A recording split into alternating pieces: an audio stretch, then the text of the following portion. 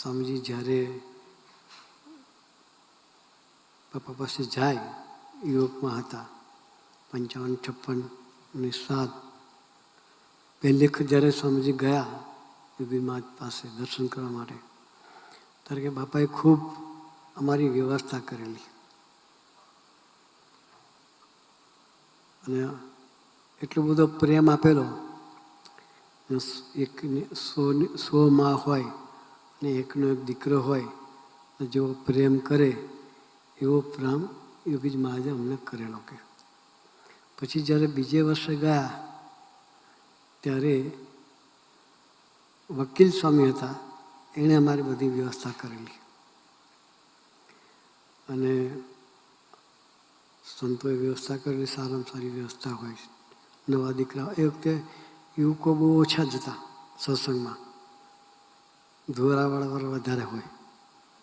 અત્યારે આપણામાં યુવકોની સંખ્યા વધારે છે, પણ એ જમાનો યુવકો બહુ ઓછા આવતા. એટલે સ્વામીજીએ એ શરૂઆત કરેલી. સ્વામી સાથે 10-12 યુવકો તો હોય જ. એ બધા લંગેલા. વકીલ સ્વામીએ દીકરાઓની બધી વ્યવસ્થા કરેલી, જમાડવાની, સુવાની બધી.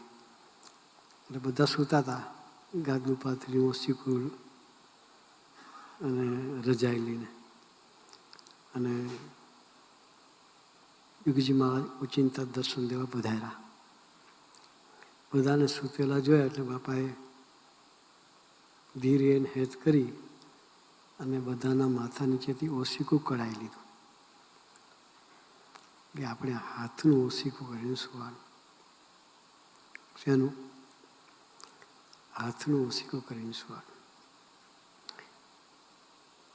પછી એ પછીના વર્ષે ફરી ગયા ત્યારે બધા દીકરાઓ સૂતા હતા.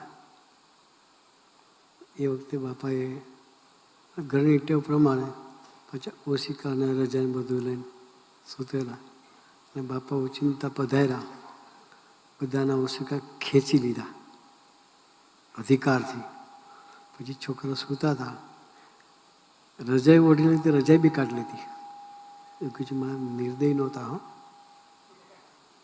ભક્તિનું સ્વરૂપ હતા. છતાં એ કંઈક વસ્તુ આપણને શીખવાડવા માંગતા હતા. એટલે બધાની રજાઈ લઈ લીધી. પછી બાપા ગયા. થોડી વાર થઈને પાછા આવ્યા, 5-7 મિનિટ થઈને. જે પાથરેલી રજાઈ હતી એ પણ કઢાઈ નાખી કે મોઢિયા પર સુઈ જાવ. કે શું કહ્યું?